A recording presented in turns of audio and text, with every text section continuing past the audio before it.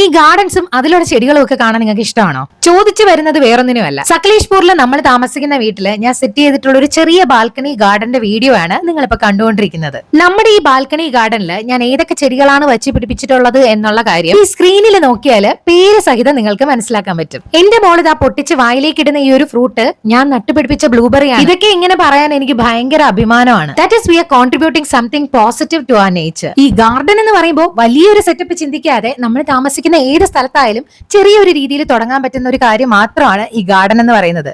അതും നമ്മുടെ മനസ്സിന് ഇഷ്ടമുള്ള രീതിയിൽ നമുക്ക് അവൈലബിൾ ആയിട്ടുള്ള സ്ഥലത്ത് നമുക്ക് ഇഷ്ടമുള്ള ചെടികൾ വെച്ച് പിടിപ്പിക്കാൻ കിട്ടുന്ന ആ ഒരു സ്വാതന്ത്ര്യം ഉണ്ടല്ലോ, അത് തന്നെയാണ് ഗാർഡനും ഗാർഡനിങ്ങും എന്നൊക്കെ പറയുന്നത്. ഡെലിവറി കഴിഞ്ഞ് മോളെയും കൊണ്ട് സകലേഷ്പൂരിൽ രണ്ടാമത്തെ പ്രാവശ്യം വരുമ്പോ മോൾക്ക് 8 മാസം. ഇനി ഇവിടെ തുടർച്ചയായിട്ട് നിൽക്കാൻ കഴിയുമെന്ന് കരുതിയപ്പോഴാണ് ഞാൻ ഇവിടെ ചെടികളെല്ലാം സെറ്റ് ചെയ്തത്. ചെടികൾ ഇഷ്ടമാണെന്ന് മാത്രം കരുതി അതിനെ വാങ്ങി വെച്ചിട്ട് അതിനെ നേരാവണ്ണം പരിപാലിക്കാൻ സാധിക്കാതെ കഷ്ടപ്പെടുത്തുന്നതിനോടും നഷ്ടപ്പെടുത്തുന്നതിനോടും എനിക്ക് താല്പര്യമില്ല. സകലേഷ്പൂരിലെ എന്റെ ഈ ഗാർഡനിങ് 4 ചൈനീസ് ബോൾസം വാങ്ങി വെച്ചതിൽ നിന്ന് തുടങ്ങിയതാണ്. ആദ്യം കുറച്ച് ചെടികൾ ഉണ്ടായിരുന്ന സമയത്ത് ഇച്ചായിന് ലീവ് കിട്ടി നമ്മൾ നാട്ടിലോട്ട് പോകുമ്പോ എന്റെ ചെടികളെ ഞാൻ നോക്കാൻ ഏൽപ്പിക്കുന്ന സുരക്ഷിതമായ കൈകൾ എന്ന് പറയുന്നത് ഇച്ചായിന്റെ കൊളീഗിന്റെ വൈഫും എന്റെ ഫ്രണ്ടുമായിട്ടുള്ള നയനയുടെ കൈകളിലായിരുന്നു. നയന പ്രഗ്നന്റ് ആയി നാട്ടിലോട്ട് പോയ പിന്നെ നയനയുടെ ഹസ്ബൻഡ് ജിഷ്ണു ഏട്ടനും ഞങ്ങൾ താമസിക്കുന്ന വീടിന്റെ തൊട്ട് താഴത്തെ നിലയിൽ താമസിക്കുന്ന ഇച്ചായിന്റെ സീനിയർ കൊളീഗും എന്റെ ഫ്രണ്ടുമായ നിമിഷ ചേച്ചിയുടെ ഹസ്ബൻഡായ മനുവേട്ടനുമാണ് ഈ ചെടികൾക്കെല്ലാം വെള്ളം ഒഴിച്ചു കൊടുത്തുകൊണ്ടിരുന്നത്. അങ്ങനെ ഇരിക്കെ നാട്ടിൽ നിന്ന് കാറ് കൊണ്ടുവന്നു.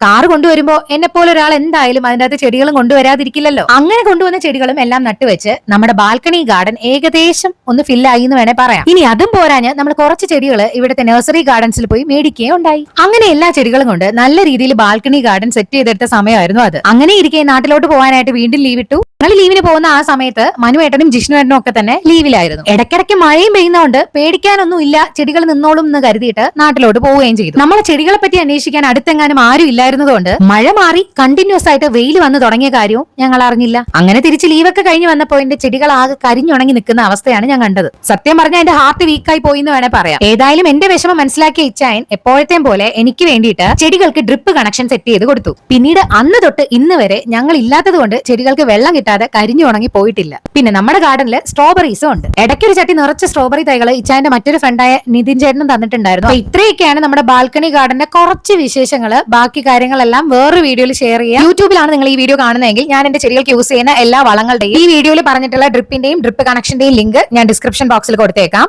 ആൻഡ് നിങ്ങൾ ഈ ഒരു വീഡിയോ ഇൻസ്റ്റാഗ്രാമിലാണ് കാണുന്നതെങ്കിൽ പ്രോഡക്ട്സിന് വേണ്ടിയിട്ട് ലിങ്ക് എന്നൊന്ന് കമന്റ് ചെയ്യുക. അതിൽ കിട്ടാത്ത ഏതെങ്കിലും പ്രോഡക്ട്സ് ഉണ്ടെങ്കിൽ എന്റെ പ്രൊഫൈലിലെ പ്രോഡക്റ്റ് ഹൈലൈറ്റ്സ് നോക്കിയാൽ മതിയാകും. വീഡിയോ ഇഷ്ടമായെങ്കിൽ ലൈക്ക് ചെയ്ത് channel or page subscribe or follow ചെയ്യാൻ മറക്കണ്ട. And see you with another video. Till then, bye bye.